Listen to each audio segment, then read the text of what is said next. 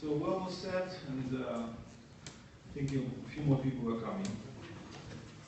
Your Excellencies, ladies and gentlemen, good to see you. Today we have a really special day. First of all, we continue our tradition, making this so-called, in the British way, 5 o'clock intellectual discussions. And I hope that after that discussions, we'll have also good British tea, but also some wine and for further discussions. But today is really a special day, and I'll tell you why. First of all, I'd like to introduce the distinguished panel. I hope all of you took the reports that just freshly arrived from Washington, probably, just today in the morning. And but in the panel, we have Matthew Burrows, the Director of Strategic Foresight Initiative, and also Robert Money. They are the two key authors. And on the Russian side, this is the Director of IMMO, Alexander Devin, he's in the center, and also the Fyodor Wojtalowski, who is the Deputy Director of the Institute.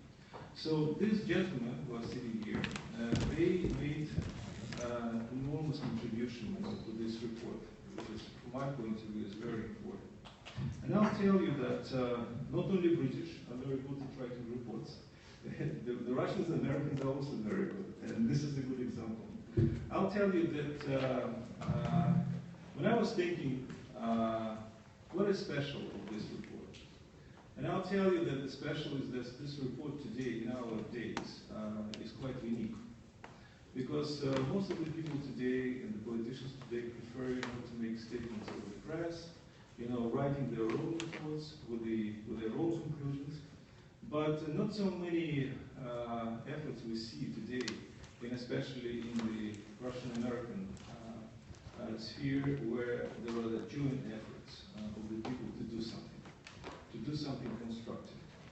Because today, all of us are watching what's going on in Syria, we see what's going on in Ukraine, a lot of difficulties in our relations. There is a lack of political dialogue.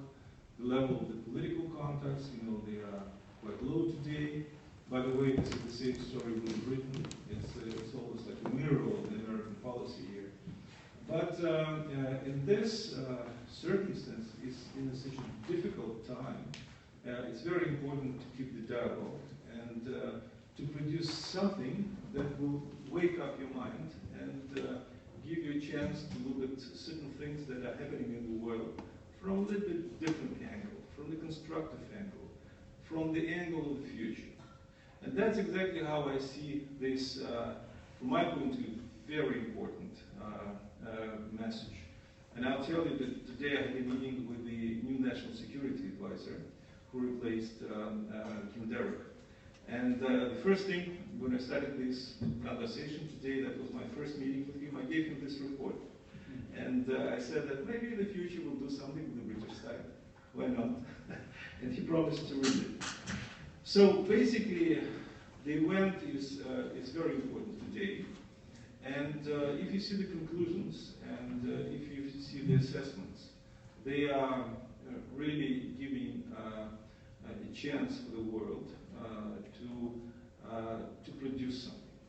And what I would like to ask you is not just to listen to our friends, who are in the panel, and also ask the questions.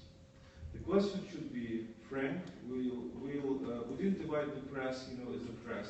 We invite you to know press in their personal capacity. So this will be sort of the Chatham House rules. From my point of view, this will give a little bit more freedom for the discussion.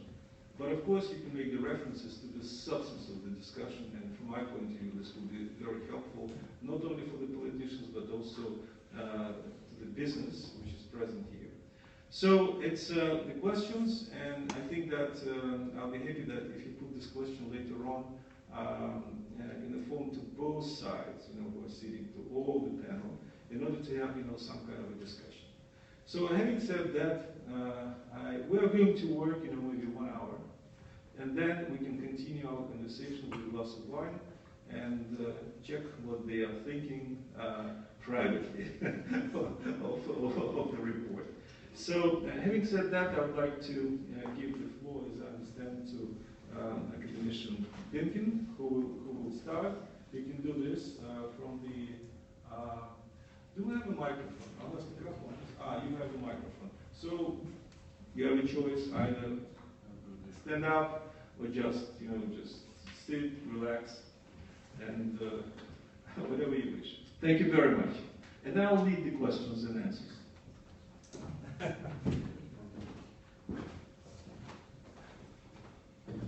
Good afternoon, and thank you for coming. First of all, I would like to appreciate the efforts of our ambassador, His Excellency Mr. Yakovenko, whose energy brings us here because we have his famous 5 clause. So we decided to use this opportunity for the presentation of our report. And I also very much appreciate our colleagues, Matt and Bob, who made an overseas flight just for me to be together with you. Really, and I agree with our ambassador that in a way this is a unique undertaking because we started it in the, say, spring 2014, started talking about making this joint report. Those days, you know that the level of trust in Moscow towards Washington was not very great, but after February 2014, it was completely sliding, I guess, below zero. But still, we continue those efforts. And I guess that this is unique because in the environment of very hostile relations, in the environment of completely zero government context, we are working together.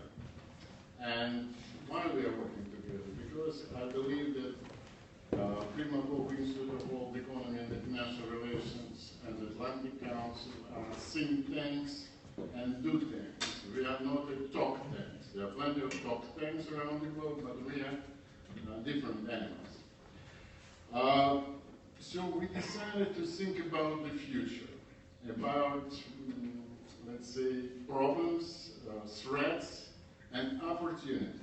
We try to suggest some way out of the current situation.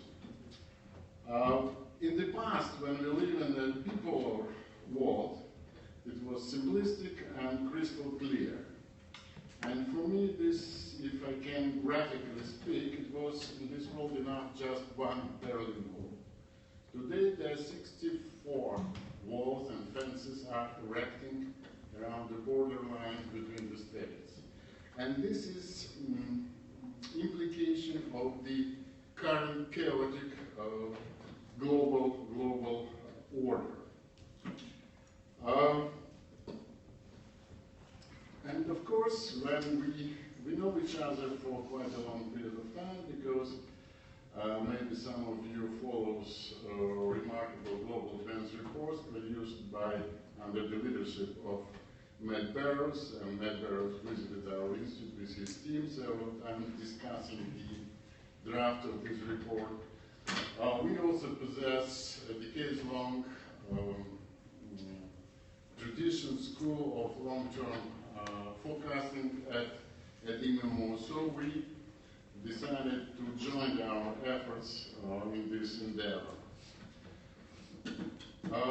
Again, in the past, between our two countries existed a certain set of strategic values which were elaborated during the decades of strategic arms limitation talks. Nowadays, those cultures no more existed, and we facing a stalemate in the continuation of those negotiations. And at the same time, today, 45 states are considering new nuclear programs. As our outlook suggested that by the 2035, there will be already 15 members of the nuclear club comparing with current 9 members. So as you understand, many of those countries, of course, they have no adequate security regime. And more than that, I believe that states no more possess the monopoly on technologies and know-how. And nuclear weapons, especially the dirty one, is no more a high-tech. And I do believe that garage production of this equipment is not a fiction. And I guess you understand that currently ISIS is controlling the Mosul City University laboratories. So I believe in such an environment, we are facing a rather dangerous race between cooperation and catastrophe. And the new norm of the coming global order suggested that we could not permit ourselves the luxury of total confrontation as it was before. We may not have the freedom we once had before to choose only perfect partners, perfect according to our perception. So this is the new reality of the world where we find ourselves today. Let me very briefly mention several findings of this report. The world disorder is growing. The disparities between the haves and the have-nots would have upward trend, and it happens due to the new wave of technology.